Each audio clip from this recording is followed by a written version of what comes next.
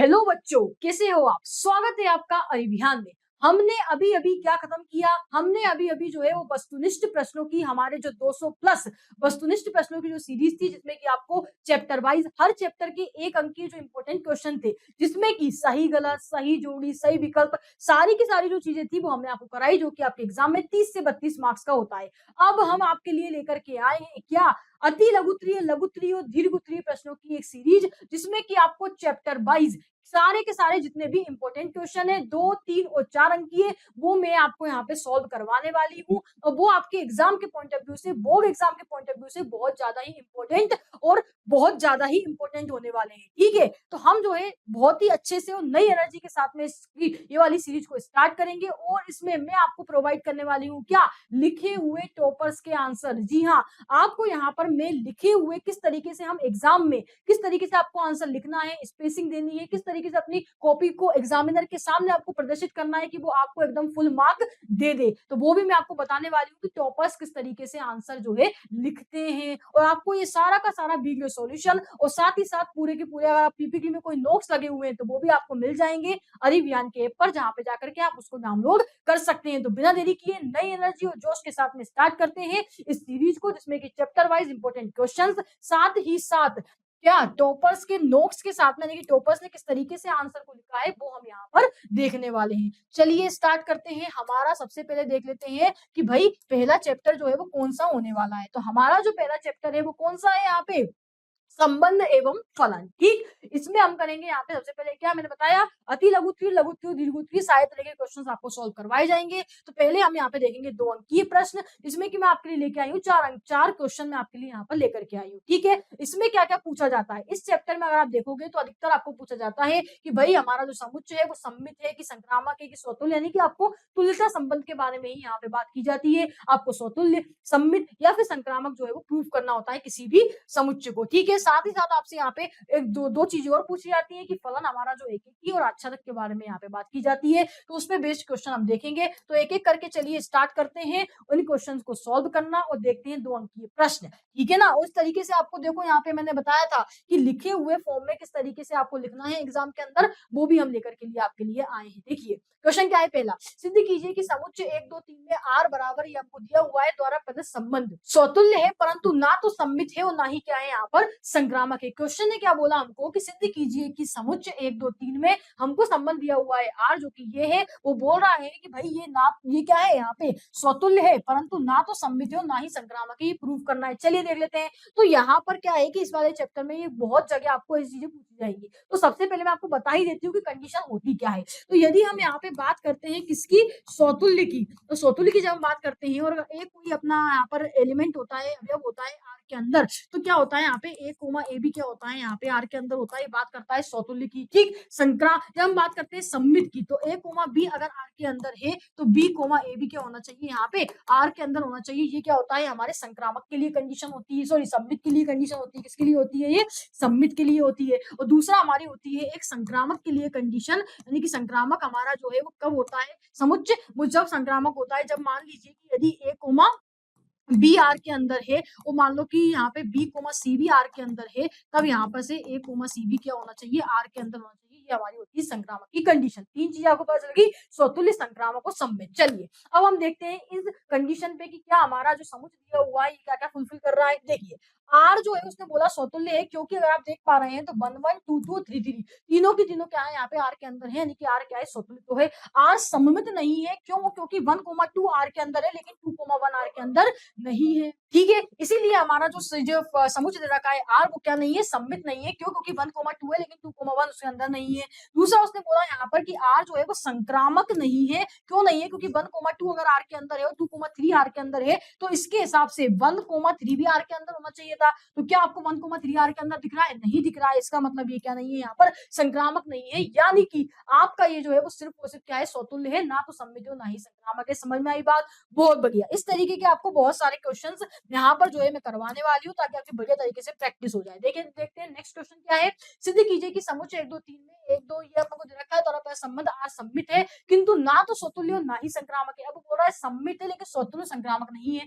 तो भाई देखिए मुझे बताइए कि क्या 1 1 2 2 3 3 आपको दिख रहे हैं? इसमें नहीं दिख रहे हैं। इसका मतलब क्या है कि ये स्वतुल्य नहीं है। 1 1 2 2 3 3 आर के अंदर क्या एग्जिस्ट नहीं करते, इसलिए स्वतुल्य नहीं है। दूसरा उसने क्या बोला हमको यहाँ पर सममित है, क्योंकि सममित क्यों है? क्योंकि 1 2 अगर आर के अंदर है 2 1 भी आर के अंदर है, 2 3 अगर आर के अंदर 3 2 भी आर के अंदर है, यानी कि सममित तो होने वाला है। संक्रामक के लिए अगर हम देखते हैं तो 1 2 और 2 3 अगर आर के अंदर है तो क्या 1 3 आर के अंदर है? जी नहीं, 1 3 आर के अंदर नहीं है, यानी कि क्या नहीं है? संक्रामक नहीं है। तो इसलिए यहाँ पर हमारा जो समुच्चय रखा है आर वो सममित है किंतु स्वतुल्य संक्रामक नहीं है। तो अगर आपको कंडीशन पता है कि भाई कब हमारा समुच्चय स्वतुल्य होगा, संक्रामक होगा, सममित होगा, तो आप इसको बढ़िया तरीके से कर पाएंगे, याद कर लेना है। देखिए भाई नेक्स्ट क्वेश्चन हमारा है, यहाँ पे सिद्ध कीजिए कि एक एकेकी फलन यहाँ पे दे रखा है f बराबर ये टेंस अनिवार्य रूप से क्या है? आच्छादक b है। तो यहाँ पे अगर आप देख पाएंगे तो f मैपिंग 1 2 3 से कहा जा रहा है 1 2 3 पर एक एक ही है, ठीक है ना? एक एक ही क्यों है? यहाँ पे अगर आप देखेंगे तो एक के लिए आपको क्या मिल रही है? यहाँ पे एक ही वैल्यू मिल रही है कि नहीं? प्रांत और सह प्रांत में आगे हम देखेंगे यहाँ पे कि 1 2 3 के लिए 3 अवयव के अंतर्गत सह प्रांत 1 2 3 के 3 अलग अलग अवयव से क्या करते हैं? क्रमशः संबंधित होंगे, अतः एक क्या होगा? यहाँ पे आच्छादक भी होगा, यानी कि यहाँ पे हमारा जो परिसर है ना, यहाँ पे हमारा जो परिसर है वो मेरा किसके बराबर है? यहाँ पे परिसर किसके बराबर है? सह प्रांत के बराबर है, इसलिए क्या है मेरे पास में यहाँ पे आच्छादक भी है, क्योंकि 1 2 3 से क्या हुआ यहाँ पे कि 3 अवयव f के अंतर्गत सह प्रांत 1 2 3 के 3 अलग अलग अवयवों से क्रमशः संबंधित होंगे, और इसका मतलब हमारा परिसर सह प्रांत के बराबर हो गया, तो ये क्या है? आच्छादक है। ठीक है भाई, चलिए आगे देखते हैं हमारा नेक्स्ट क्वेश्चन क्या होने वाला है। सिद्ध कीजिए कि f of x बराबर x स्क्वायर द्वारा परिभाषित फलन f मैपिंग r से r पर, यानी कि वास्तविक संख्याओं की बात कर रहा है, ना तो एक एक ही है और ना ही क्या है? आच्छादक है। तो देखिए यदि आप मुझे बताइए यहाँ पे क्या बोल रहा है, वो ना तो एक एक ही है और ना ही क्या है? आच्छादक है। दिया हुआ फलन क्या है हमारा? यहाँ पे f एक एक ही नहीं है, क्योंकि यदि आप यहाँ पे उसने क्या बोला? वास्तविक संख्या की बात कर रहा हूँ। वास्तविक संख्या में धनात्मक भी आती है और ऋणात्मक भी आती है, तो इसके हिसाब से तो f माइनस एक्स अगर मैं करूँ तो f ऑफ x बराबर ये क्या होना चाहिए? एक्स स्क्वायर होना चाहिए, ठीक है, होना चाहिए। लेकिन आप मुझे बताइए कि क्या माइनस एक्स एक्स के बराबर है? नहीं है। इस जगह अगर मैं यहाँ पे अगर मैं मान लो कि मैं रख देती हूँ क्या माइनस का 2, क्योंकि माइनस का 2,2 अगर मैं आर के अंदर लेती हूँ तो क्या माइनस का 2 बराबर होगा 2 के? नहीं होगा, तो धनात्मक और ऋणात्मक है। उसने बोला कि दिया हुआ फलन f एक एक ही नहीं है, क्योंकि f ऑफ माइनस एक्स बराबर f ऑफ x बराबर एक्स स्क्वायर अगर हम बोलते हैं टू आर, जैसे अगर हम -2 को यहाँ पे इसके अंदर लेते हैं तो वो क्या होगा? यहाँ पे -2 जो है वो बराबर नहीं होगा किसके? +2 के, यानी कि हमको एक के लिए एक यहाँ पे जो है इमेज नहीं मिल पा रही है, यानी कि ये क्या नहीं है हमारा यहाँ पर 1 1 यानी कि एक एक ही नहीं है। पुनः फलन f आच्छादक भी नहीं है, क्योंकि अगर -2 बिलोंग करता है r के अंदर से डोमेन में, तो डोमेन r के किसी भी अवयव का f प्रतिबिंब नहीं, f प्रतिबिंब क्या नहीं है? नहीं है। इसी प्रकार सह प्रांत r में कोई भी ऋणात्मक वास्तविक संख्या प्रांत r के किसी भी अवयव का वर्ग नहीं है। यानी कि यदि आप यहाँ पे इसको देखेंगे तो f ऑफ x बराबर क्या है? यहाँ पर x स्क्वायर है, और जब ये x स्क्वायर की बात कर रहा है तो आप मुझे बताइए किसी भी संख्या का वर्ग करते हैं तो हमेशा क्या होगा? या तो ग्रेटर देन इक्वल टू 0 होने वाला है, ठीक, ऋणात्मक तो वो नहीं जाएगा। तो उसने यही यहाँ पे बोला कि सह प्रांत r में कोई भी ऋणात्मक वास्तविक संख्या प्रांत r के किसी भी अवयव का वर्ग नहीं है। यानी कि अगर आप यहाँ पे देखेंगे तो इसका जो परिसर है ना वो क्या सह प्रांत के बराबर नहीं है, बल्कि इसका जो परिसर है वो क्या है? यहाँ पे अगर आप देखेंगे तो इसका जो परिसर है ना, इसका जो परिसर है वो बराबर नहीं है इसके सह प्रांत के, ठीक है, परिसर सह प्रांत के बराबर नहीं है, बल्कि अगर आप यहाँ पे देखेंगे तो इसका जो परिसर है ना वो उसका क्या है? सह प्रांत का क्या है? समुच्चय है। क्यों? क्योंकि यहाँ पे अगर आप देखेंगे तो वो सिर्फ वही चीज लेगा जो कि ग्रेटर देन इक्वल टू 0 होगी, ऋणात्मक को वो नहीं लेगा। परिसर सह प्रांत का समुच्चय, परिसर जो है वो सह प्रांत का क्या है? उप समुच्चय बराबर उसके नहीं है, यानी कि क्या नहीं है? आच्छादक नहीं है। ठीक है भाई, आपको बढ़िया तरीके से समझ में आ गया होगा, लिखा हुआ आपको अभियान के ऐप पर मिल जाएगा, वहां से जाकर आप डाउनलोड कर सकते हैं। अब जो आने वाले वो हमारे 3 अंकीय प्रश्न, जिसमें कि मैं लाई हूँ यहाँ पे 3 अंकीय 3 प्रश्न, ठीक है ना? तो हम इसको जो है एक एक करके देखते हैं, और यहाँ पे भी आप देखें तो स्वतुल्य संक्रामक की बात की जा रही है, एक एक की बात की जा रही है, तो इस तरह के क्वेश्चन इसको चैप्टर में जो है वो पूछे जाते हैं। चलिए देख लेते हैं। क्वेश्चन हमारा बोल रहा है कि जांच कीजिए कि समुच्चय 1 2 3 4 में r बराबर ये दिया हुआ है द्वारा पहले संबंध स्वतुल्य संक्रामक है किंतु सममित नहीं है। तो यदि मैं बात करूं यहाँ पर देखते हैं, चलिए क्या बोल रहा है वो, यहाँ पे स्वतुल्य है संक्रामक भी है। तो याद देखेंगे तो 2-2 भी है, 1-1 भी है, 4-4 भी है, 3-3 भी है। तो हाँ भाई, ये क्या है, स्वतुल्य तो है, क्योंकि अगर ए बिलोंग कर रहा है ए के अंदर, तो ए कोमा ए बिलोंग कर रहा है किसके अंदर, आर के अंदर, ठीक है। तो ये क्या है, स्वतुल्य है। दूसरा हम देखते हैं यहाँ पे सममित की बात करते हैं। तो 1, 2 अगर आर के अंदर बिलोंग कर रहा है, तो क्या 2, 1 आर के अंदर है? जी नहीं, 2, 1 आर के अंदर नहीं है, यानी कि क्या नहीं है, सममित नहीं है। दूसरा हम संक्रामक की बात करते हैं। अगर मान लो ए, बी, सी 3 आर ए के अंदर है, तो आप देखेंगे ए भी बिलोंग कर रहा है आर के अंदर, बी सी बिलोंग कर रहा है अंदर, ए सी बिलोंग कर रहा है आर के अंदर, कर रहा है। तो ये क्या है, संक्रामक है। इसी का आप दोनों को देख लो, तो यहाँ पे 1, 2 आर के अंदर बिलोंग कर रहा है, 2, 2 आर के अंदर बिलोंग कर रहा है, तो क्या 1, 2 भी आर के अंदर बिलोंग कर रहा है? तो कर रहा है, ठीक। तो ये क्या है, हमारा संक्रामक बी है। तो यहाँ पे उसने क्या बोल दिया कि अतः आर स्वतुल्य और संक्रामक है, परंतु क्या नहीं है, सम्मित नहीं है। आपको बस कंडीशन ध्यान रखनी है, फिर आप अच्छे तरीके से जो है इसको करेंगे, कर पाएंगे। चलिए देखते हैं हमारा नेक्स्ट क्वेश्चन कौन सा होने वाला है। सेकंड हमारा कि सिद्ध कीजिए कि समुच्चयों के संबंध बराबर है तुल्यता संबंध। क्या बोला उसने? सिद्ध कीजिए कि समुच्चयों के संबंध बराबर है, तुल्यता संबंध है। माना हमने कि ए जो है वो समुच्चय है तथा संबंध आर जो है बराबर है के द्वारा परिभाषित है। मतलब ए क्या है, समुच्चय, और संबंध आर जो है बराबर है के द्वारा परिभाषित। स्वतंत्र संबंध के लिए अगर नहीं हम कि प्रत्येक समुच्चय स्वयं के बराबर होता है, मैंने आपको कंडीशन बताई ए कोमा है, तो प्रत्येक समुच्चय स्वयं के बराबर होता है, यानी कि अगर आप पे एस बराबर एस हम लेते हैं, तो किस तरीके से होगा, एस कोमा एस बिलोंग करेगा किसके अंदर, आर के अंदर। उसने क्या बोला, सिद्ध कीजिए कि समुच्चयों के संबंध बराबर है, स्वतुल्य संबंध, तो तुल्यता संबंध है, ठीक है ना, बराबर है तो तुल्यता संबंध है। अब यहाँ पे मैंने बोला कि एस बराबर है किसके, एस के, तो सही बात है, यहाँ पे एस बिलोंग करेगा ए के अंदर, तो एस कोमा एस भी बिलोंग करेगा किसके अंदर, आर के अंदर। ऐसी सच दैट कि एस बिलोंग करेगा किसके अंदर, ए के अंदर, तो आर क्या है यहाँ पे, स्वतुल्य है। सम्मित की अगर मैं बात करती हूँ, तो सम्मित के लिए क्या बोला उसने कि यदि समुच्चय, हम बोला कि या एस बराबर है टी के, तो अब देखो, यदि मैं बोल रही हूँ कि एस बराबर है टी के, तो टी भी क्या होगा, बराबर होगा किसके, एस के। तो यदि मैं लिख सकती हूँ एस कोमा टी बिलोंग करता है आर में, तो टी कोमा एस भी तो बिलोंग करेगा आर में, क्योंकि क्या है, दोनों की दोनों बराबर है। उसने पहले ही बोल दिया समुच्चयों के संबंध बराबर हैं, ठीक। तो ये क्या हो जाएगा मेरे पास में यहाँ पे, सम्मित भी हो जाएगा। चलिए आगे देख लेते हैं इसका ही आंसर। तो अब तीसरे पे क्या देखेंगे हम यहाँ पे, संक्रामक संबंध के लिए। तो आपको क्या बोला, यदि समुच्चय एस किसके बराबर है, टी के, तो टी बराबर भी हो सकता है किसके, वी के। और जब एस बराबर है टी के, टी बराबर है वी के, तो एस और बी भी आपस में क्या हो सकते हैं, बराबर हो सकते हैं। यानी कि अगर एस कोमा टी बिलोंग करेगा आर के अंदर, टी कोमा बी बिलोंग करेगा आर के अंदर, तो एस कोमा बी भी किसके अंदर बिलोंग करेगा, आर के अंदर, यानी कि क्या है, संक्रामक है। इस प्रकार समुच्चय में संबंध आर स्वतुल्य, सम्मित और संक्रामक तीनों है, अतः ये आर क्या है हमारा, यहाँ पर ये तुल्यता संबंध है, और एकदम हो गया है, ठीक है ना।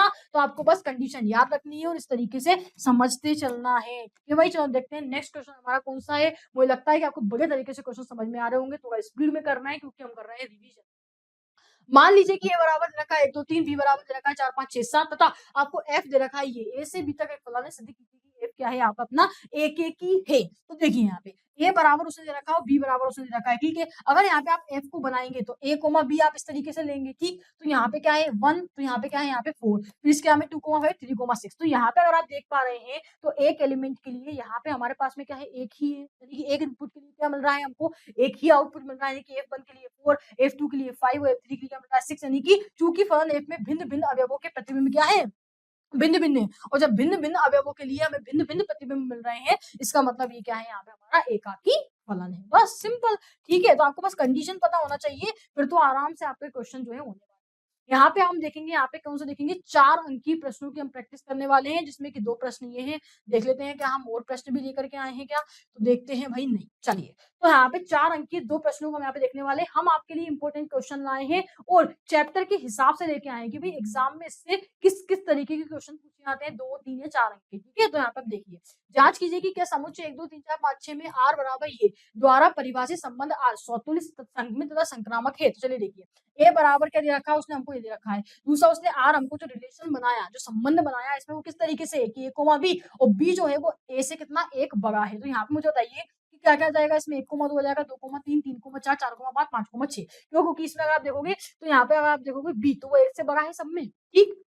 चलिए, अब वो बोल रहा है कि क्या ये स्वतुल्य, सम्मित और संक्रामक है। तो अगर हम बात करते हैं स्वतुल्य की, तो क्या ये स्वतुल्य है, नहीं है, क्योंकि इसमें ना 1 1 है, ना 2 2 है, ना 3 3 है, ठीक है, तो स्वतुल्य नहीं है। दूसरा हम बात करते हैं यहाँ पे किसकी, सम्मित की। तो 2,3 अगर इसके अंदर है, 3,2 अगर इसके अंदर है, तो क्या इसके अंदर 2,2 है, नहीं है, 2,2 इसके अंदर नहीं है, यानी कि ये क्या नहीं है, सम्मित नहीं है। दूसरा हम बात करती हूँ यहाँ पे इसके लिए संक्रामक की, तो 1,2 अगर इसके अंदर है, तो क्या 2, अगर इसके अंदर, एक मिनट, यहाँ पर क्या बोला मैंने, यहाँ पर किस किस लिए बात की, हमने सम्मित के लिए बात की। तो 1 2,3 अगर आर के अंदर है, तो 3,2 आर के अंदर है क्या, 3,2 आर के अंदर नहीं है, क्या नहीं है, सममित नहीं है। दूसरा हम बात करते हैं संक्रामक की। अगर 1,2 आर के अंदर है, 2,3 आर के अंदर है, तो क्या 1,3 भी आर के अंदर है? जी नहीं, 1,3 आर के अंदर नहीं है, यानी कि ये क्या नहीं है, संक्रामक नहीं है। तो सिंपल सी बात है, आपको स्वतुल्य, सममित और संक्रामक इसके अंदर देख लेना है, और अगर इस पे खरा उतरता है तो आप क्या बोल दोगे कि हाँ भाई ये है, लेकिन यहाँ पे अगर पता चला हमको कि ना तो ये स्वतुल्य है, ना ये सममित हो, ना ही ये संक्रामक है, तो आर ना तो स्वतुल्य, ना सममित हो, ना ही क्या है, संक्रामक है। ठीक है, तो पहले आपको जो कंडीशन दी हुई है उसके हिसाब से इसको बना लेना है और फिर उसको चेक कर लेना है। ठीक, चलिए अब आगे बढ़ते हैं और देखते हैं हमारा नेक्स्ट क्वेश्चन कौन सा है। नेक्स्ट हमारा, सिद्ध कीजिए कि नीचे परिभाषित फलन एकेकी तथा आच्छादक दोनों ही है। ठीक, तो यहाँ पे हम बात करते हैं, मान लीजिए यहाँ पे दिया हुआ है क्या f ऑफ x1 बराबर, हम यहाँ पे इसमें लेके चलेंगे। ठीक है, हमको क्या बताना है कि एकेकी और आच्छादक दोनों ही है। तो हमने लिया, मान लीजिए कि f ऑफ x1 बराबर क्या जाएगा, f ऑफ x2। इसके हिसाब से अगर आप देखोगे तो यहाँ पे अगर आप देखोगे f ऑफ x1 बराबर f ऑफ x2 के, तो यहाँ पे आपको क्या मिलेगा, यहाँ से x प्लस 1 बराबर हुआ किसके, यहाँ पे x1 प्लस 1 बराबर किसके हुआ, यहाँ पे x2 माइनस 1 के। ठीक है, और यहाँ पे क्या है, x2 माइनस x1 बराबर 2, जो कि असंभव है। ठीक, जो ही क्या है, असंभव है। एक ही प्रूफ अगर आपको करना है, इसका मतलब है कि प्रत्येक अवयव के लिए भिन्न भिन्न क्या मिलेंगे, प्रतिबिंब मिलेंगे। यहाँ पे आपने बोला कि नोट कीजिए कि यदि x1 हमने ले लिया कि विषम है और x2 इसने यहाँ पे क्या ले लिया कि सम है, अलग अलग ले लिया कि भाई x1 जो है वो विषम है, x2 जो है सम है। अगर आप यहाँ पे देखेंगे विषम है, उसके लिए कंडीशन है यहाँ पे x प्लस 1, तो आपने ले लिया यहाँ पे x1 प्लस 1। फिर यहाँ पे उसने बोला कि x2 क्या है, सम है, तो यहाँ पे आपने लिख दिया x2 माइनस 1। यहाँ पे आया x2 माइनस x1 बराबर 2, जो कि क्या है, असम, तो कुछ बता ही नहीं रहा। तो यहाँ पे देखो, इस प्रकार x1 के सम तथा x2 के विषम होने की भी संभावना नहीं है। ठीक है ना, मतलब दोनों के अलग अलग होने की संभावना नहीं है। इसीलिए हम क्या करेंगे, x1 x2 या तो दोनों क्या होंगे, सम होंगे, या फिर दोनों ही क्या होंगे, यहाँ पे अपने विषम होंगे। तो हम देख लेते हैं पहले कि मान लीजिए कि x1 x2 दोनों क्या है, यहाँ पे विषम है। विषम है इसका मतलब कि हम x प्लस 1 वाले की बात कर रहे हैं। तो यहाँ पे मैंने ले लिया f ऑफ x1 बराबर f ऑफ x2, यानी कि x1 प्लस 1 बराबर क्या जाएगा, x2 प्लस 1। 1 से 1 मान लो कैंसिल हो गया, क्या आ गया मेरे पास में यहाँ पे x1 बराबर x2। तो ये क्या हो गया, यहाँ पे x1 बराबर x2 आ गया। इसका मतलब ये हो गया कि भाई ये क्या है, यहाँ पे एक ही है। चलिए अब इसका आगे वाला सॉल्यूशन आगे का देख लेते हैं हम। इसी प्रकार ये हम लेते हैं कि x1 और x2 दोनों क्या है, हमारे यहाँ पे सम है। तो सम के लिए क्या कंडीशन है, यहाँ पे x माइनस 1, तो x1 माइनस 1 x2 माइनस 1 से 1 कैंसिल हुआ, क्या आ जाएगा यहाँ पे x1 बराबर x2, यानी कि क्या है, f क्या है, एक एक ही है। यानी कि पहले जब उसने x1 को विषम और x2 को सम माना था, तब वो संभावना नहीं थी, असंभव था। लेकिन जब उसने दोनों को सम और दोनों को विषम माना, तो हमको क्या मिला, x1 बराबर x2 मिला, जो कि हमें चाहिए था। यानी कि ये क्या हुआ, एक एक ही जो है प्रूफ हुआ। दूसरा अगर मैं देखती हूँ यहाँ पे आच्छादक के लिए, तो साथ ही से प्रांत n की कोई भी विषम संख्या, यानी कि 2r प्लस 1 प्रांत n की 2r प्लस 2 का प्रतिबिंब है, और सहप्रांत n का कोई भी सम संख्या 2r n की संख्या 2r माइनस 1 का प्रतिबिंब है। अतः f क्या है, यहाँ पर आच्छादक भी होगा। ठीक, क्या बोला उसने, साथ ही सहप्रांत n की कोई भी विषम संख्या, यानी कि अपन 2r प्लस 1 अगर आप देखोगे, विषम संख्या की बात हो रही है, अगर मान लो उसमें कुछ भी रख दो, 3 रख दो, मान लो 10 में 1 करूँ तो कितना आएगा, 7 आएगा, यानी कि विषम आएगा। ठीक, प्रांत n की 2r प्लस 2 का प्रतिबिंब है, मतलब प्रांत n की सम संख्या का क्या है, यहाँ पे प्रतिबिंब है। और सहप्रांत n की कोई भी सम संख्या जो है वो n की कोई भी विषम संख्या का प्रतिबिंब है, यानी कि सम संख्या विषम संख्या को विषम संख्या सम संख्या का क्या है, यहाँ पे प्रतिबिंब है। अतः f क्या है, यहाँ पर आच्छादक भी है। ठीक भाई, तो यहाँ पर क्या है, यहाँ पे अपना f जो है वो एक ही प्रूफ हो गया। और चूंकि क्या उसने बोला कि विषम संख्या सम संख्या का, और सम संख्या विषम संख्या का प्रतिबिंब भी है, इसका हम वो क्या है, यहाँ पे आच्छादक भी है। चलिए अब अपन आगे देखते हैं और देखते हैं नेक्स्ट क्वेश्चन। यहाँ पर ये चैप्टर एंड हो चुका है। जी हाँ, तो यहाँ पर इस चैप्टर के जितने भी 2 अंकी, 3 अंकी और 4 अंकी, यानी कि अति लघुत्तरीय, लघुत्तरीय, दीर्घित्तरीय प्रश्न थे, वो एकदम कंप्लीट हो चुके हैं। और मुझे लगता है कि बढ़िया तरीके से आपको समझ में भी आया होगा टॉपर्स के नोट्स के साथ में। ठीक, चलिए हम देखेंगे कि हमारा जो है वो नेक्स्ट चैप्टर कौन सा होने वाला है। तो स्टूडेंट्स, नेक्स्ट चैप्टर जो है हमारा वो क्या है, यहाँ पे सब्जेक्टिव क्वेश्चन की सीरीज में वो है प्रतिलोम त्रिकोणमितीय फलन। ठीक है, तो इस वाले लेक्चर में भी हम क्या करेंगे, अति लघुत्तरीय, लघुत्तरीय और दीर्घित्तरीय प्रश्नों की क्या करेंगे, बढ़िया तरीके से प्रैक्टिस करेंगे। आपको सारे के सारे जितने भी इंपॉर्टेंट क्वेश्चंस हैं वो मैं यहाँ पर पढ़ाने वाली हूँ। साथ ही उनको लिखने का तरीका, एग्जाम में किस तरीके से क्वेश्चन के आंसर को लिखा जाता है, वो भी मैं यहाँ पर लेकर के आई हूँ, जो कि टॉपर्स के द्वारा ही लिखे हुए हैं। ठीक है ना, तो किस तरीके से आपको स्पेसिंग दे दे के अच्छे तरीके से, सुंदर तरीके से कॉपी में लिखना है, वो भी यहाँ पर आपको बताया जाएगा। और अपन देखेंगे यहाँ पर इस वाले चैप्टर, यानी कि प्रतिलोम त्रिकोणमितीय फलन के 2 अंकीय, 3 अंकीय और 4 अंकीय प्रश्न। ठीक है, तो हमारे जो 2 अंकीय प्रश्न है वो यहाँ पर स्टार्ट हो चुके हैं। 2 अंकीय प्रश्नों में अगर हम देखें तो कितने सारे क्वेश्चन की हम प्रैक्टिस करने वाले हैं, तो यहाँ पे कुल जो है अपने पास में 5 क्वेश्चन यहाँ पर जो है। ठीक है, तो यहाँ पे आप इनको देख लीजिए कि कौन कौन से इंपॉर्टेंट क्वेश्चंस हैं।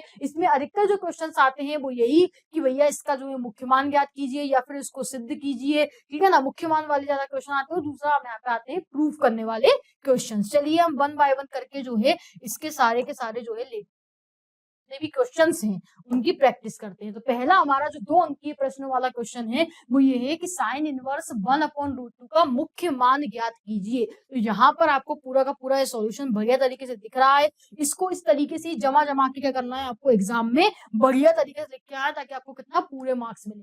थोड़ा सा हम इसको समरी में समझ लेते हैं कि क्या इसमें लिखा हुआ है। वैसे आपको सब कुछ समझ में आ ही रहा होगा।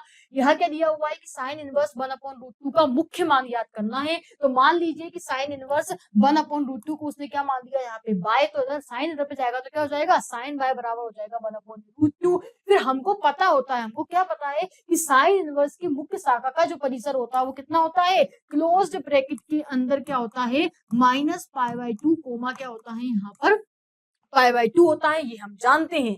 ठीक है, तो हमने अब यहाँ पर क्या किया है कि भाई यहाँ पर क्या था, साइन बाय बराबर 1/√2। अब देखिए ये क्या हो गया, साइन π/4 बराबर क्या आ गया 1/√2। इसलिए साइन इनवर्स 1/√2 का मुख्य मान जो है वो कितना है, π/4। आपको पता होना चाहिए, क्या पता है आपको, आपको पता है कि भाई यहाँ पर साइन 45 डिग्री की जो वैल्यू होती है वो कितनी होती है, 1/√2 होती है। तो उसने वही बोला कि यहाँ पे आपको एक चीज तो पता ही है कि भाई साइन π/4 यानी कि साइन 45 डिग्री उसकी वैल्यू कितनी होती है, 1/√2 होती है। जब साइन को आप इधर पे लेके जाएंगे तो ये हो जाएगा साइन इनवर्स 1/√2 और उसकी वैल्यू कितनी आ जाएगी मेरे पास में यहाँ पे π/4 आंसर वो आने वाला है। तो इस तरीके से स्पेस दे दे के बढ़िया तरीके से आपको एग्जाम में ये जो है लिख करके आना है। बढ़िया आपको 2 अंक यहाँ पे कहीं पर भी नहीं जाएंगे और आप इस तरीके से लिख करके आएंगे। ठीक है ना भाई, चलिए अब आगे बढ़ते हैं, देखते हैं 2 अंकीय प्रश्न में नेक्स्ट क्वेश्चन हमारा कौन सा है।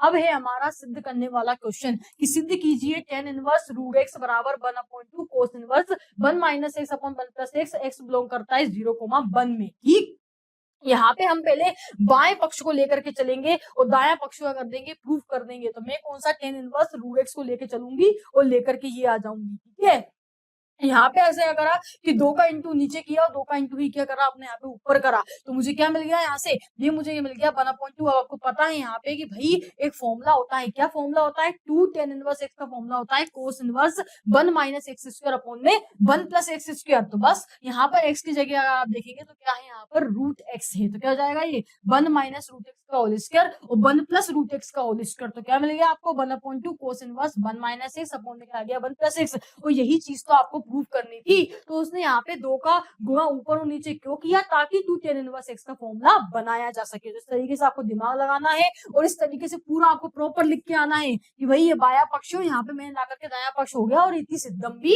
हो गया। इस तरीके से बोर्ड एग्जाम में लिख के आएंगे तो मजा ही आ जाएगा। ठीक है, चलिए देखते हैं हमारा नेक्स्ट क्वेश्चन कौन सा है। तो नेक्स्ट क्वेश्चन हमारा है कि सिद्ध कीजिए 3 sin inverse x is equal to sin inverse 3x - 4x का क्यूब, और यहाँ पे x बिलोंग कर रहा है -1/2, 1/2 में। ठीक है भाई, तो मैंने क्या करा यहाँ पर भी हम सेम काम करेंगे। तो यहाँ पे मैंने करा कि मान लीजिए कि साइन इनवर्स x को क्या मान दिया थीटा, तो x बराबर कितना हो गया साइन थीटा। नॉर्मल सी बात है कि यदि आपने क्या करा यहाँ पे मैंने क्या बोल दिया कि साइन इनवर्स x को अगर मैं देती हूँ थीटा तो x बराबर क्या हो जाएगा मेरे पास में यहाँ से साइन थीटा हो जाएगा, इसमें कोई समस्या नहीं है।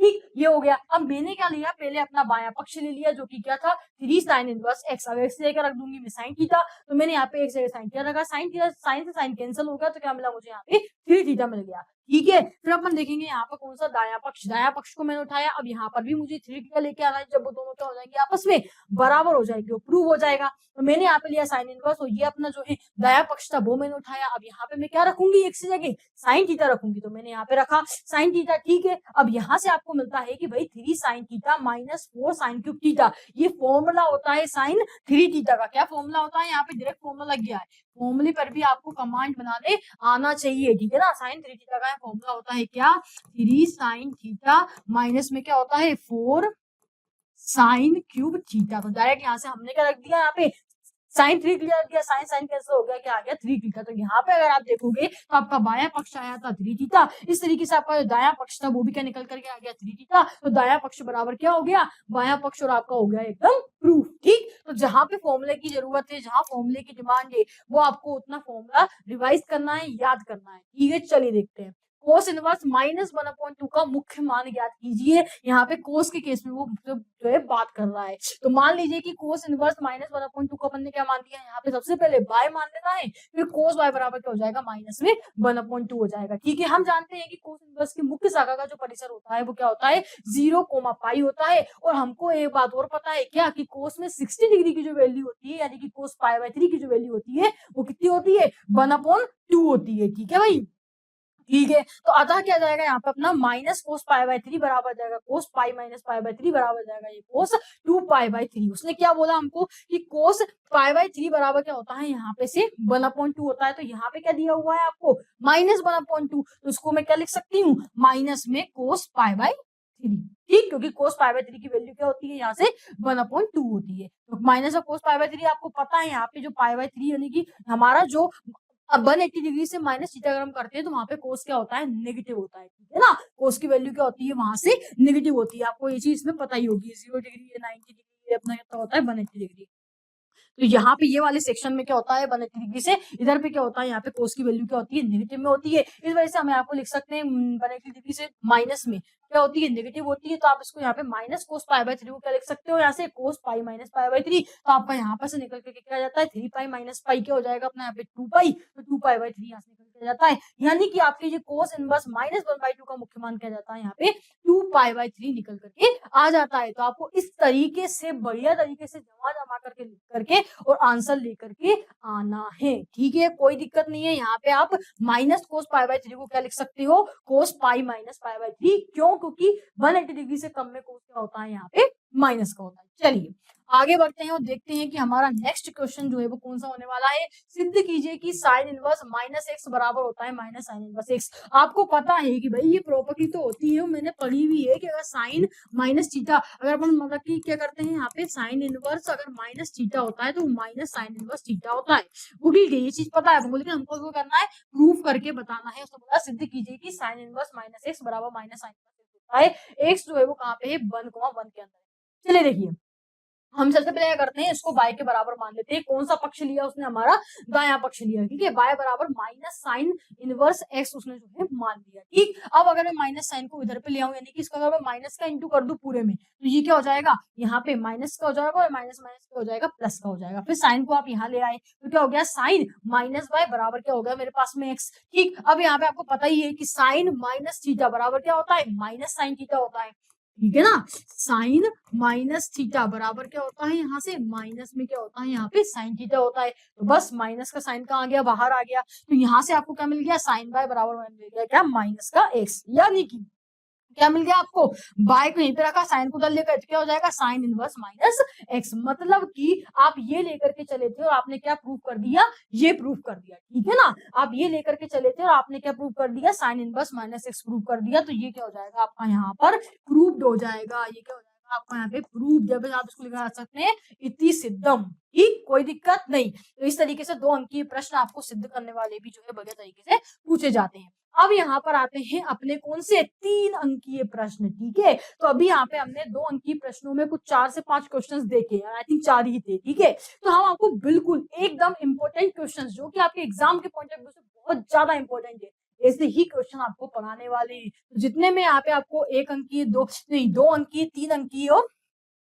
4 अंकीय प्रश्न करवाने वाली हूँ, आपको बहुत अच्छे तरीके से इनको सोल्व करना है। अब ये अपना यहाँ पे 3 अंकीय प्रश्न जो कि 4 क्वेश्चन में यहाँ पर लेकर के आई हूँ, जो कि एक है अपना कि टेन इनवर्स को सरलतम रूप में अपन को लिखना है, इसका सरलीकरण करना है, इसमें यहाँ पे इसका मान ज्ञात करना है, यहाँ पे इसको प्रूफ करना है, यहाँ पे इसका अपन को मान ज्ञात करना है। चलिए 1 बाय 1 अपन देखते हैं एक एक क्वेश्चन का आंसर। तो पहला जो हमारा क्वेश्चन था जिसमें उसने क्या कहा था हमको कि इसको जो है क्या करना है, इसको अपन को सरलतम रूप में लिखना है। क्या करना है, सरलतम रूप में लिखना है। तो यहाँ पे टेन इनवर्स अंडर रूट के अंदर क्या दिया हुआ है हमको, 1 माइनस कोस एक्स और अपॉन में क्या था 1 प्लस कोस एक्स। उसको क्या लिख दिया इसने, उसको इसने लिख दिया 2 sin एक्स वाई। कैसे लिख दिया भाई, तो आपको पता ही है, क्या पता है कि भाई यहाँ से कोस 2x बराबर फॉर्मूला होता है 1 minus 2 sine inverse sine square x. ठीक है ना, साइन स्क्वायर एक्स, ठीक है। तो cos 2x का फॉर्मूला होता है 1 माइनस 2 साइन स्क्वायर एक्स। तो यदि मुझे यहाँ पर अगर मैं इसको इधर ले जाऊं तो मुझे क्या मिलेगा, 1 माइनस cos 2x बराबर मिल जाएगा मुझे 2 साइन स्क्वायर एक्स। इसको इधर ले गए, इसको उधर ले गए, ठीक। अब मुझे बताइए कि अगर यहाँ पे 2 है, ठीक है ना, यहाँ पे तो अभी क्या था, 2 था, तो इसकी वैल्यू ये आएगा। यहाँ पे मान लो कि मेरे को डायरेक्ट चाहिए 1 माइनस कोस एक्स, यानी किसने कर दिया, इसके एंगल को आधा कर दिया, तो ये क्या हो जाएगा यहाँ से 2 साइन स्क्वायर एक्स बाई 2 बन के आ जाएगा मेरे लिए। तो बस उसने यही किया कि 1 माइनस कोस एक्स जो था उसको क्या लिखा, 2 साइन स्क्वायर एक्स बाई 2। इस तरीके से यदि आप देखें तो एक और फॉर्मूला होता है कोस 2x में 2 कोस स्क्वायर एक्स माइनस 1। इसको भी आप क्या लिख सकते हैं, यहाँ से 1 प्लस कोस एक्स को 2 कोस स्क्वायर एक्स बाई 2, क्योंकि जब आप इसको पूरा सॉल्व करोगे और 1 प्लस कोस एक्स की वैल्यू निकालोगे तो वो आपको यहाँ से मिलेगी 2 कोस स्क्वायर एक्स बाय 2, ठीक। तो यहाँ पर उसने उसको वो रख दिया। अब यहाँ से देखेंगे 2 से 2 कैंसिल हो जाएगा, sine x upon cos x क्या होता है आपको पता है, tan x होता है। तो यहाँ पर क्या इस देखो यहाँ पे इसने क्या करा है, प्रॉपर तरीके से फॉर्मूला भी डिफाइन किया है कि मैं क्या फॉर्मूला लगा रही हूँ, ठीक है ना। तो जब आप एग्जाम में क्वेश्चन के आंसर को लिखेंगे तो आप बताइए कि आपने किस फॉर्मूले का यूज किया है, इस तरीके से चूगी करके और ब्रैकेट लगा के आपको प्रॉपर दिखाना है, तो आपको पूरे के पूरे मार्क्स मिलेंगे। यहाँ से जाएगा tan इनवर्स, अब ये क्या हो जाएगा मेरे पास में tan स्क्वायर एक्स बाई 2, तो यहाँ पे अब स्क्वायर है और रूट भी चढ़ी हुई है तो कट जाएगा, तो क्या जाएगा tan एक्स बाई 2। तो यहाँ से आपका निकल कर क्या जाएगा x बाई 2, जो कि आपको क्या करना था, यहाँ पे इसको सरलतम रूप में प्रकट करना था। सरलतम रूप में सबसे ज्यादा ये हो जाता है, इससे आगे आप इसको सोल्व कर भी नहीं सकते हो, ठीक है। समझ में आया किस तरीके से हल किया, और आपको बताया भी कि किस तरीके से एग्जाम में आपको लिख के आना है। चलिए बढ़ते हैं नेक्स्ट क्वेश्चन की तरफ, देखते हैं क्या है। tan inverse 2 cos 2 sin inverse 1/2 का मान ज्ञात कीजिए, ठीक है ना भाई। ये क्वेश्चन आपको दिया हुआ है, तो मेरे पास में ये क्वेश्चन है, आपका करना है इसका मान ही ज्ञात करना है। डायरेक्ट अपन उठाया tan इनवर्स 2 cos, अब यहाँ पे क्या करा उसने कि 2 sin इनवर्स। अब आपको अभी बताया कि 1/2 जो होती है साइन में कितने डिग्री की वैल्यू होती है, भाई 30 डिग्री की वैल्यू होती है। तो उसको हम क्या लिख सकते हैं, साइन पाई बाई 6 लिख सकते हैं। साइन साइन कैंसिल होगा, क्या आ गया पाई बाई 6, यहाँ से 2 से क्या 6 कैंसिल होगा, कितना जाएगा 3, तो ये जाएगा 2 cos पाई बाई 3, ठीक। अब आपको पता है कि भाई यहाँ पर भी कोस में 60 डिग्री की जो वैल्यू होती है, यानी कि पाई बाई 3 की जो वैल्यू होती है वो कितनी होती है, 1/2 होती है, वो रख दी। 2 से 2 यहाँ कैंसिल हो गया, क्या आ गया tan इनवर्स 1, यानी कि वो tan इनवर्स 1, ठीक है। तो 1 जो होती है tan में वो कितने डिग्री की वैल्यू होती है, तो भाई वो होती है पाई बाय 4, यानी कि 45 डिग्री की वैल्यू होती है। तो ये आ जाएगा यहाँ से पाई बाय 4, और ये हो जाएगा इतनी एकदम। खैर यहाँ पर जो है इसका मान ज्ञात करने के लिए पूछा था, लेकिन कभी वो एग्जाम में आपको ये भी दे सकता है कि ये दे दे और बराबर बोल दे कि भाई इसको पाई बाय 4 प्रूव करके दिखाओ, तो आपको घबराना नहीं है। क्वेश्चन बहुत ही सिंपल है, इस तरीके से ही यहाँ पे सॉल्व हुआ, लास्ट में प्रूव हो गया है, ठीक है। यहाँ पे आप प्रूव ना लिखो तो भी चलेगा, लिखने की जरूरत नहीं है। तो कितना आ जाएगा यहाँ से आपका आंसर पाई बाय 4। तो आपने यहाँ पे क्या देखा, आपने यहाँ पर देखा कि भाई आपको जो 0 degree 30 degree 60 degree 90 degree 45 degree की जो अपनी टेबल आती है उसकी वैल्यूज याद करना यहाँ पे बहुत ज्यादा इंपॉर्टेंट है। क्यों, क्योंकि भाई उससे ही तो यहाँ पर आप वैल्यूज रख पा रहे हैं, उससे ही तो आप क्या कर पा रहे हैं, सॉल्व कर पा रहे हैं, ठीक है ना। तो वो टेबल को याद करना बहुत ज्यादा जरूरी है। अगर आपको टेबल याद नहीं हो रही है तो मेरे पास में एक शॉर्ट ट्रिक है, क्या मैं आपको बताऊं, जी बिल्कुल। देखिए एक वहां पे उसको बनाने की शॉर्ट ट्रिक आती है, क्या, जैसे कि देखो साइन थीटा है, ये कोस थीटा है, और ये क्या है मेरे पास में टेन थीटा है। ये मेरे लिए 0 डिग्री है, ये 30 डिग्री है, ये 45 डिग्री है, ये 60 डिग्री है, और ये मेरे पास में कितनी है 90 डिग्री, ठीक है। इसको मान लो मैं लिख दूं 0 1 2 3 4, ठीक है ना। अपोन में आप रखेंगे यहाँ पे 4 4 4 4 और 4, फिर क्या लगाएंगे आप यहाँ पे इसका सबका रूट लगा देंगे, क्या लगा देंगे भाई, रूट लगा देंगे, ठीक है। तो यहाँ से क्या निकल के आएगी वैल्यू, ये मेरे पास में निकल के आएगी कितनी 0। चलिए अपन एक काम करते हैं, वैल्यू को लिख लेते हैं। ये कितनी निकल के आएगी मेरे पास में 0, ठीक है। ये कितनी निकल के आएगी मेरे पास में 1/2, ये 1/4 के ज्यादा 4 था, तो ये कितनी निकल के आएगी 1/2 निकल के आएगी। यहाँ से जो ये 2 से कट जाएगा, 2 एकम 2 2 दूनी 4, तो निकल के आएगी कितनी 1/√2। ये निकल के आएगी कितनी √3/, ये कितनी जाएगी मेरे पास में 1। तो ये एक शॉर्ट ट्रिक है जिससे कि आप इसकी वैल्यूज निकाल सकते हैं। सबसे पहले क्या करना है, इस तरीके से लिखना है, 0 1 2 3 4 रखना है, 4 का क्या रखना है, भाग देना है, सब में क्या चढ़ानी नहीं है, कहीं चढ़ा देनी है, फिर उसको बाहर निकालना है। तो ये 0 आ जाएगी, ये कितनी आएगी 1/2, ये कितनी जाएगी 1/2, ये जाएगी √3/2, ये जाएगी 1। ये होती है वैल्यू। कोस के लिए क्या करोगे, इसको पीछे से इसको सीक्वेंस वाइज लिखना शुरू करो। क्या लिखेंगे 1, फिर क्या है √3/2, फिर क्या है 1 क्या है √2, फिर क्या है 1/2, और फिर क्या है यहाँ पे 0। बस टेन के लिए क्या करोगे, टेन के लिए क्या होता है आपको पता ही है कि टेन थीटा बराबर क्या होता है, साइन थीटा अपोन में क्या होता है मेरे पास में यहाँ से कोस थीटा होता है, ठीक। तो साइन थीटा अपॉन में कोस थीटा कितना आ जाएगा, ये कितना हो जाएगा, यहाँ पे 0/1 0 हो जाएगा।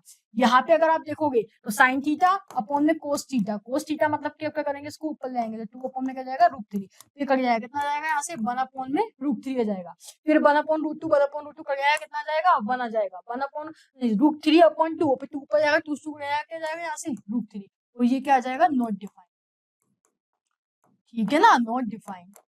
समझ में आई बात। तो इस तरीके से आप साइन कोस और टेन के लिए क्या कर सकते हो, इस टेबल को इस तरीके से शॉर्ट ट्रिक से बना सकते हो। फिर आप इसको उल्टा करो, जैसे कि साइन थीटा है तो उल्टा क्या होता है, कोसेक थीटा, इसको उल्टा करके इसकी वैल्यूज कोसेक थीटा हो जाएगी।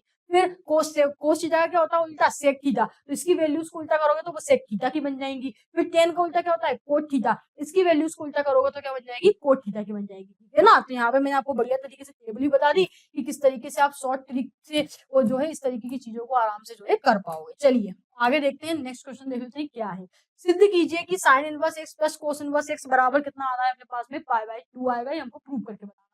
तो मैंने क्या करा यहाँ पे कि साइन इनवर्स एक्स जो था उसको मैंने a के बराबर मान लिया, कोस इनवर्स एक्स था उसको मैंने b के बराबर मान लिया, ठीक है। तो यहाँ से अगर देखें तो x बराबर क्या जाएगा साइन ए, और x बराबर ही क्या जाएगा कोस बी, यानी कि x बराबर क्या जाएगा साइन ए और बराबर कोस बी, ठीक। साइन ए को अपन ऐसा कैसे रखेंगे, कोस बी को आप क्या लिख सकते हैं, sine 90 degree minus theta, sine 90 degree minus theta बराबर क्या होता है, कोस थीटा, तो साइन 90 डिग्री माइनस बी लिख सकते हैं, ठीक। तो यहाँ साइन साइन कैंसिल होगा, क्या जाएगा a बराबर 90 डिग्री माइनस बी, तो a प्लस बी बराबर क्या जाएगा यहाँ पे 90 डिग्री, और a और b अपन क्या मान के चले थे, a था अपना साइन इनवर्स एक्स, तो b था अपना कोस इनवर्स एक्स, तो sine inverse x plus cos inverse x बराबर क्या जाएगा 90 डिग्री, और 90 डिग्री को क्या लिख सकते हैं हम π/2, तो sine inverse x plus cos inverse x बराबर क्या जाएगा आपका π/2, इति सिद्धम, यहाँ पे आपको लिख देना है प्रूफ, ठीक। इस तरीके से ये आपको बढ़िया तरीके से प्रॉपर तरीके से एग्जाम में जो है सारे के सारे क्वेश्चंस सॉल्व करके आने हैं। चलिए देखिए आगे क्या है, sine π/3 minus sine inverse minus 1/2 का मान ज्ञात कीजिए, ठीक है ना। तो यहाँ पे अगर आप देखोगे तो ये आपको क्वेश्चन यहाँ पे दिया हुआ है, इसका आपको डायरेक्ट मान ज्ञात करना है।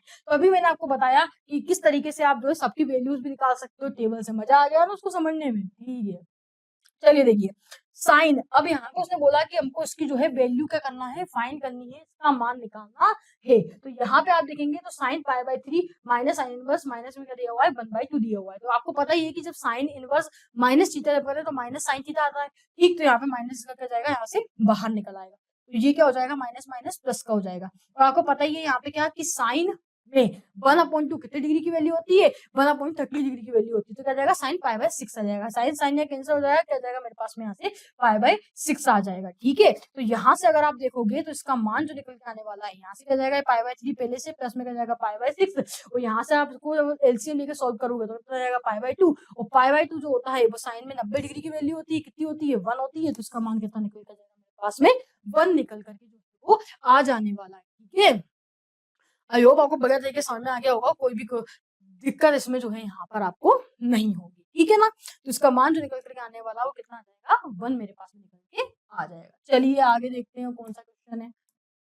अब जो है भाई हमारे पास में अभी आ गए हैं प्रतिलोम त्रिकोणमितीय फलन के ही 4 अंकीय प्रश्न, यानी कि ये कौन से हमारे दीर्घोत्तरीय प्रश्न, 2 अंकीय प्रश्न जो है वो अति लघुत्तरीय है, 3 अंकीय प्रश्न जो है वो लघुत्तरीय है, और 4 अंकीय प्रश्न कौन से हमारे यहाँ पे दीर्घोत्तरीय है, ठीक है ना भाई। तो यहाँ पे हमारा जो ये जो हमारा आए हैं ये क्या है, हमारे सारे के सारे 4 अंकीय प्रश्न है, और उसमें कितने 4 क्वेश्चन हम आपको 4 अंकीय प्रश्न के सॉल्व करवाने वाले हैं। चलिए देखिए पहला क्वेश्चन क्या है।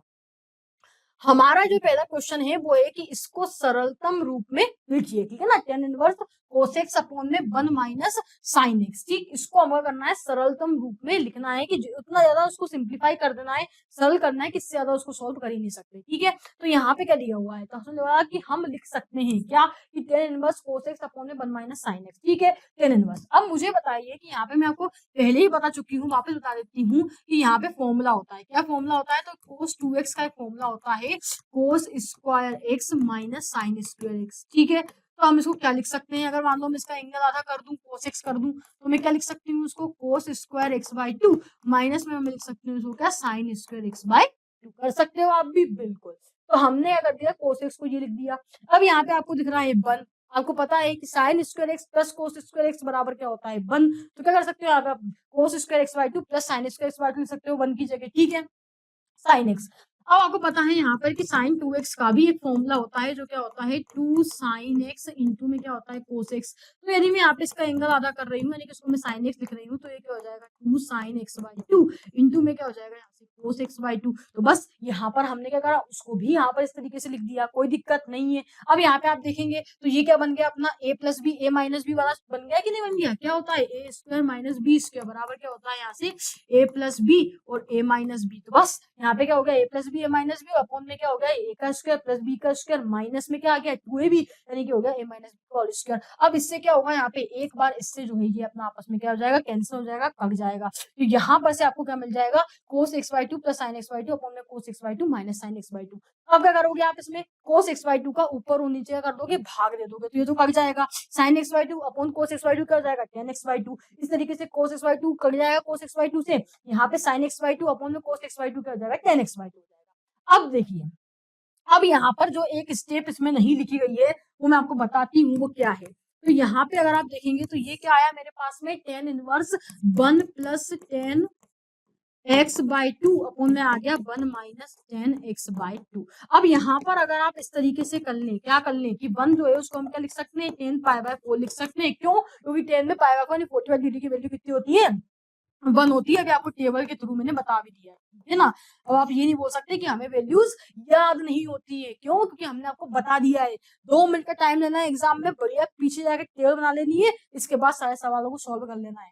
अब यहाँ पे क्या जाएगा मेरे पास में 1 माइनस फॉर्मूला होता है ना ये 1 माइनस। अगर मैं यहाँ पे कंसीडर कर लूँ कि यहाँ पे एक है ठीक है ना, तो उसके लिए क्या लिख सकती हूँ मैं tan पाई बाय 4 तो यहाँ पे क्या जाएगा tan x बाय 2। तो ये फॉर्मूला क्या बन जाता है अपना tan x plus tan y upon में 1 minus tan x into tan y। तो वो फॉर्मूला क्या बन जाता है tan x प्लस y का बन जाता है। तो यहाँ पे उसने यही किया फिर क्या, क्योंकि हमारा यहाँ पे x जो है वो कितना है पाई बाय 4 है और जो y है वो कितना है अपने यहाँ पे x बाय 2 है। तो ये tan x प्लस y का फॉर्मूला यहाँ पे अपना बन गया। tan कैंसिल हो गया, pi by 4 plus x by 2 अपना फाइनल आंसर आ गया। इससे ज्यादा आप सॉल्व अब नहीं कर सकते ठीक है ना भाई। तो यहाँ पे जो मैंने फॉर्मूला बनाया वो कौन सा बनाया tan x प्लस y का फॉर्मूला बनाया। क्या बनाया tan x plus tan y upon में 1 माइनस tan x इंटू में tan y।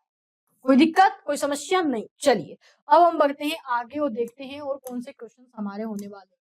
तो जब आप 4 अंक की प्रश्नों को सॉल्व करें एग्जाम में तो प्रॉपर तरीके से लिख करके आए कि आपने कौन सा फॉर्मूला यूज किया है, क्या किया है और क्या नहीं किया, ताकि एग्जामिनर को बढ़िया तरीके से समझ में आए और आपको पूरे पूरे नंबर दे। देखिए अब क्वेश्चन है कि सिद्ध कीजिए कि sin inverse 3/5 minus sin inverse 8/17 बराबर sin इनवर्स 13/85। ठीक है, तो हमने लिखा है यहाँ पे कि मान लीजिए कि sin इनवर्स 3/5 जो उसको x मान दिया और 8/17 sin इनवर्स 8/17 को अपने क्या मान लिया y मान लिया। ठीक है, तो यहाँ से sin x बराबर क्या हो गया 3/5 और sin y बराबर क्या हो गया 8/17। अब देखिए cos x को आप ये लिख सकते हैं अंडर रूट के अंदर 1 माइनस साइन स्क्वायर एक्स। जी हाँ बिल्कुल लिख सकते हैं, क्योंकि आपको पता ही है क्या होता है sine square x plus cos square x बराबर क्या होता है 1। तो कोस स्क्वायर एक्स बराबर होता है 1 माइनस साइन स्क्वायर एक्स। तो कोस एक्स बराबर क्या लिख सकते हो आप अंडर रूट के अंदर 1 माइनस साइन स्क्वायर एक्स आप लिख सकते हो। तो बस वही चीज किया है। तो 1 माइनस साइन स्क्वायर एक्स करके आपने आपको पता है यहाँ पे एक्स की वैल्यू कितनी है 3/5। मतलब कि साइन के केस में आप देखेंगे तो 3/5 का 9/25 हो जाएगा। कितना हो जाएगा यहाँ पे ये देखिए 25 है। ठीक है 9 बटे कितना हो जाएगा ये 25 हो जाएगा। तो यहाँ पे निकल के आ जाएगी 4/5 तरीके से आप इसका वर्क करेंगे 8 का 64 हो जाएगा और 17 का 289 हो जाएगा। यहाँ निकल के आ जाएगा 15/17। यानी कि आपने साइन एक्स और साइन बाय आपको दिया हुआ था तो उससे कोस एक्स और कोस वाई की वैल्यू भी निकाल ली। फिर आपने यहाँ पे फॉर्मूला लगाया क्या कोस एक्स माइनस बाय, क्योंकि हमको माइनस में आंसर चाहिए। तो कोस एक्स माइनस बाय का फॉर्मूला होता है cos x into cos y plus में साइन एक्स इंटू में क्या होता है साइन बाय। तो बस आपने जो भी वैल्यू निकाली थी cos x cos y sine x sine y वो वैल्यूज पुट कर ली और वो कैंसिल किया, आपको निकल करके आ गया 84/85। ठीक है भैया।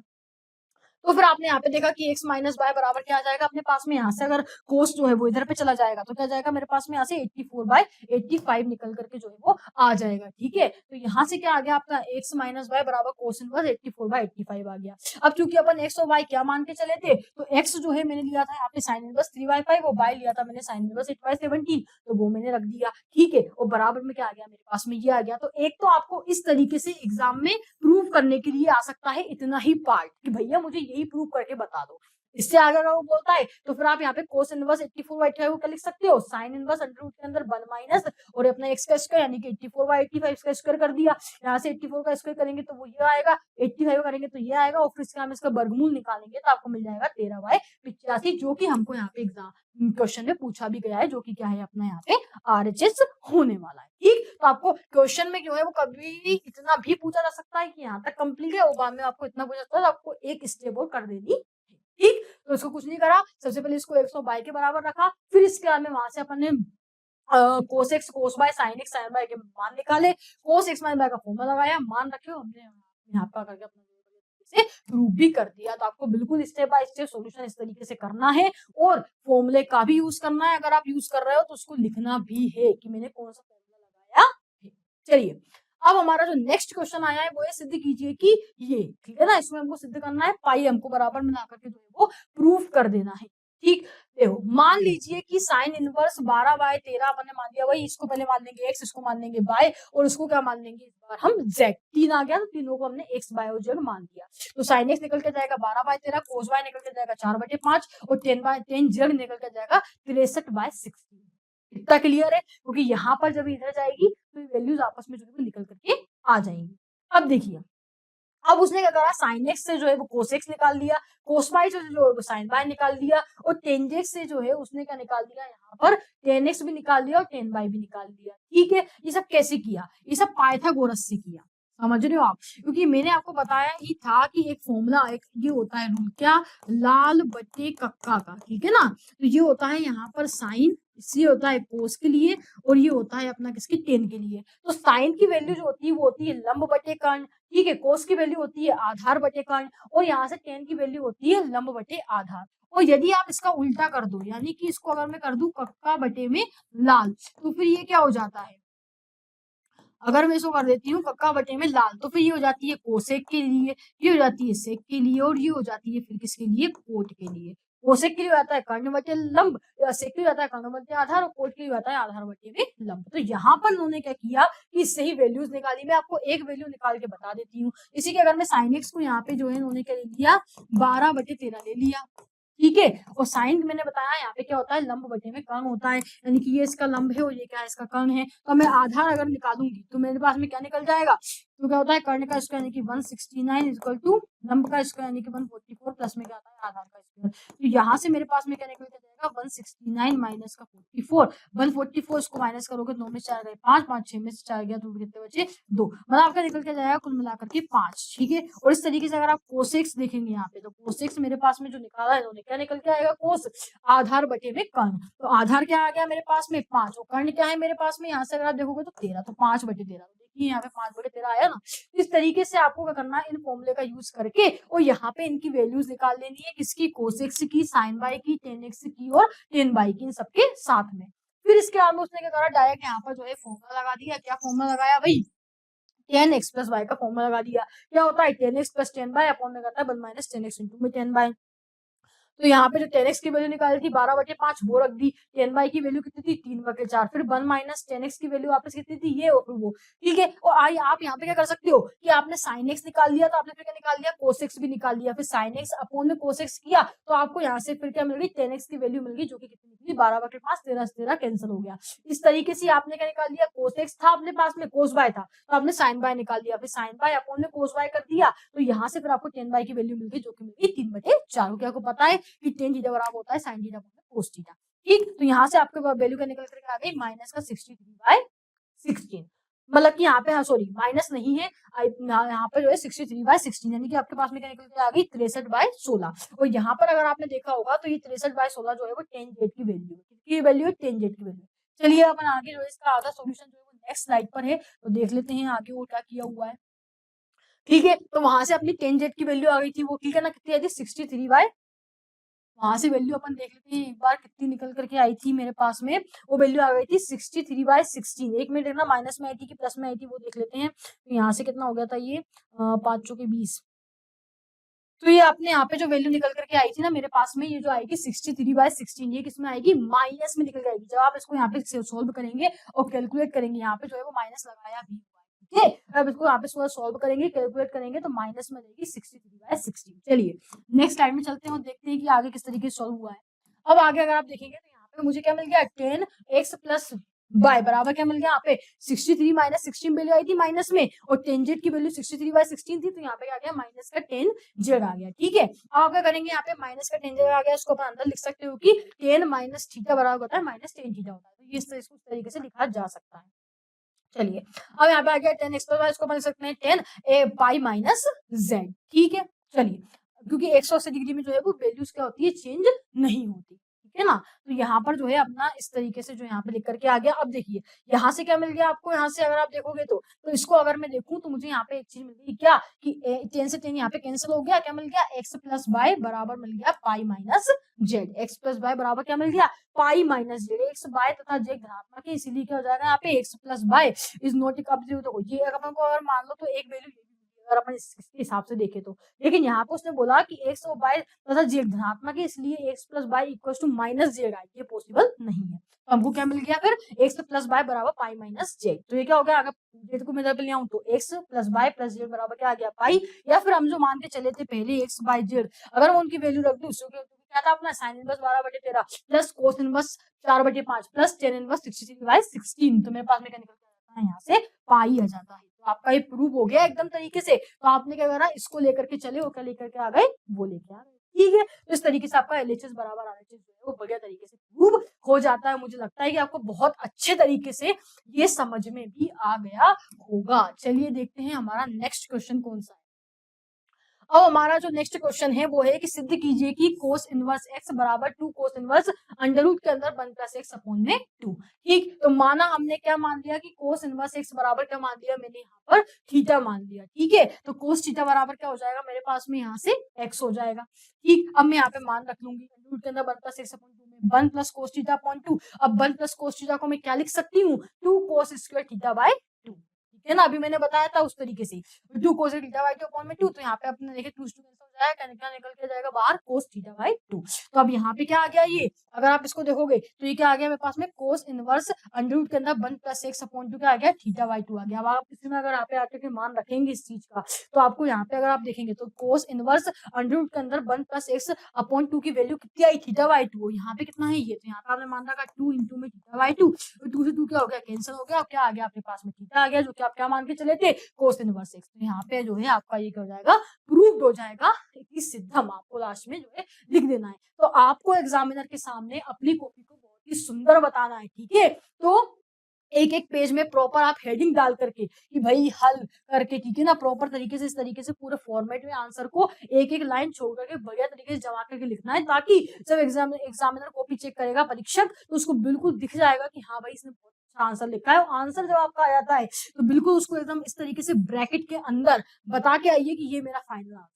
ठीक है, ताकि उसको ऐसा नहीं कि आंसर ढूंढने में तकलीफ हो, उसको तकलीफ नहीं होनी चाहिए ना, तो उसको बिल्कुल क्लियर देखना चाहिए। तो मुझे लगता है कि आपको ये वाले चैप्टर के जितने भी मैंने अति लघुत्तरीय, लघुत्तरीय और दीर्घोत्तरीय प्रश्न करवाए हैं वो बहुत अच्छे सही के समझ में आ गए होंगे। ये पूरे के पूरे IMP क्वेश्चन से आपको बढ़िया तरीके से इनको क्या करना है, एकदम सॉल्व कर लेना है, उनकी प्रैक्टिस कर लेनी है। अब हम देखेंगे कि हमारा नेक्स्ट चैप्टर जो है वो कौन सा होने वाला है।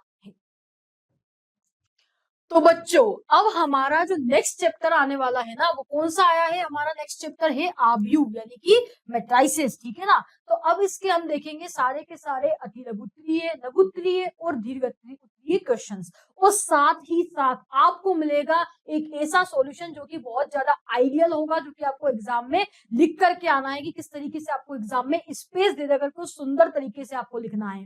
और अगर आपको चाहिए इसका PDF, ठीक है ना, किसके साथ में, जो मैं नोट्स लेकर के आऊंगी यहाँ पे, जो सॉल्यूशन लेकर आएगा उसके साथ में, अगर आपको उसका PDF चाहिए तो अरिबिहान ऐप पर जाए और वहां पे जाकर के उस PDF को आप डाउनलोड कर सकते हैं। ठीक है, इंपॉर्टेंट क्वेश्चन का वीडियो देख लिया क्या, आधा ही था? अरे अरिबिहान आपको हाफ ईयरली की आधी तैयारी थोड़ी कराएगा, हम कराएंगे आपको हाफ ईयरली की पूरी तैयारी, जो कि मिलेगी आपको अरिबिहान एप्लीकेशन पर। वहां पर notes, time table, practice test तो मिलेगा ही, मैथ्स की फॉर्मूला शीट, केमिकल के रिएक्शन बुकलेट और बायोलॉजी के लिए माइंड मैपिंग टेक्निक का यूज करके हमने बनाया है हाफ ईयरली का बेस्ट कोर्स, जो आपको मिलेगा 100% फ्री। तो लिंक डिस्क्रिप्शन में है, अरिबिहान एप्लीकेशन डाउनलोड कर लीजिए और हाफ ईयरली की तैयारी में लग जाइए।